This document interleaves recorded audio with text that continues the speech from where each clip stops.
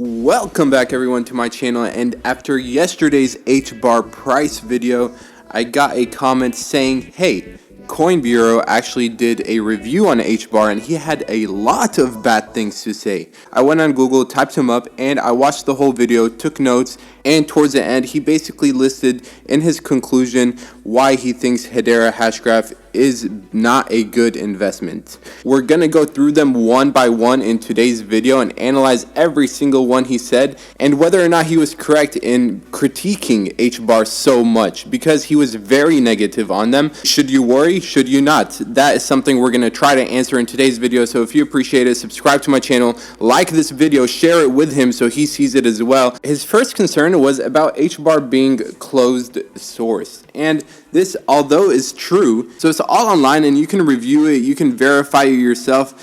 I don't know about you guys, but the average investor will not care too much about this. They care more about the utility. So his first claim, I believe, is not even that much of a big deal. His second concern was about efficiency, and he said that HBAR can only process 5 transactions per second, which is false. I did the math. They're doing about 5.6 million transactions per day. You divide that by 24 hours, you divide that by 60 minutes, you divide that by 60 seconds, and you get approximately 65 transactions per second. So that's more than 10 times what he said. And yes, it is much lower than 10,000 transactions per second, but that is because not enough users are using this platform. Think about it. The more users start using HBAR, obviously the transactions per second will increase, transactions per day will increase, all those things will increase. So it's just a matter of time, and that's something that investors have to understand. All of you watching know how much Bitcoin and Ethereum charge for their transactions, which is ridiculous. It's up there on the screen for you guys to look at it for yourself. Myself, I hate this. I hate this transaction fee. It is so much. It eats up into your investment, into anything so much that it needs to be solved. And HBAR is looking to do that. So this is an important factor that he did not even mention. People do not want to pay $20 on average for a small transaction. Like, you want to send something, you have to pay so much. And keep in mind, the average fee on Hedera's website is literally from September of 2020. So it's not updated to reflect today's number. Today, the Ethereum average fee is about 10 times more than what it was and what they have on their website, which is mind-boggling. Any of you that have tried to buy a crypto in the past couple weeks, you will know that the Ethereum fees, gas fees, Bitcoin fees are extremely high, and this is ridiculous. I cannot wait till this is gone. If that means Bitcoin and Ethereum have to be completely replaced by the likes of Cardano, for example, I'll be happy. I do not care about Bitcoin and Ethereum. If they're trying to charge me this much for a simple transaction, that is robbery in many ways, and Hedera is looking to solve that. Third concern was about the governing council, and they are not 100% in charge of making decisions. No.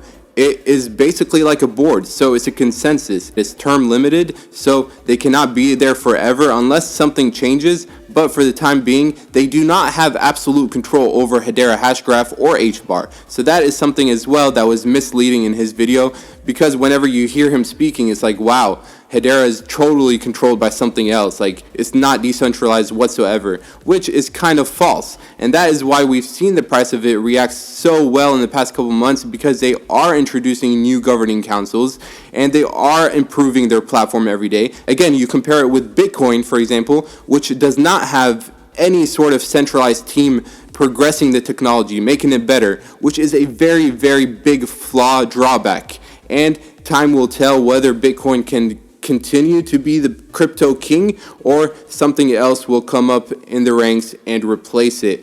The distribution schedule, the supply, was another concern for him.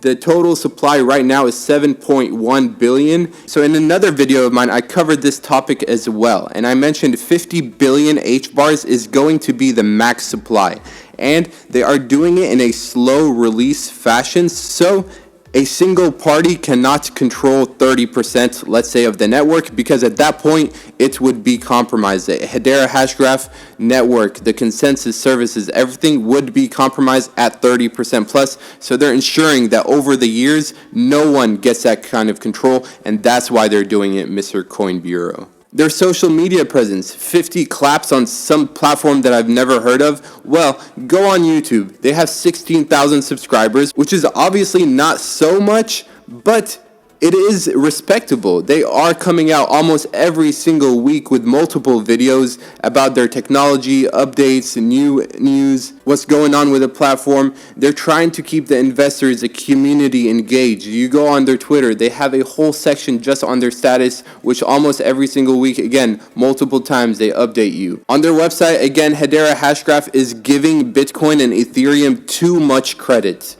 actually, because their fee per transaction is way more than $2 now. If you look at it again, it's much more, about 10 times more. The finality, consensus, everything is going slower now with Bitcoin and Ethereum. Hashgraph is trying to solve that, and Hedera Hashgraph is constantly doing things. That's why we're seeing the price of it go from about 3-4 cents to 15 in the past year alone. Literally, just since January 1st, it's about 4 times in value, which is really great to see. They are going to come out with a lot of great news in 2021. I believe that. You believe that. That's why you're watching.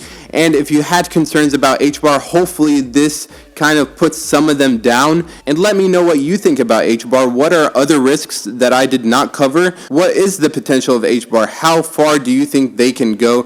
Do you think they can truly be a blockchain contender and replace the likes of Ethereum or Bitcoin? Or do you think that's just hocus pocus? Let me know in the comment section down below. I appreciate you all for watching again another Hedera Hashgraph video, and until next time, Mr. Mufleh out.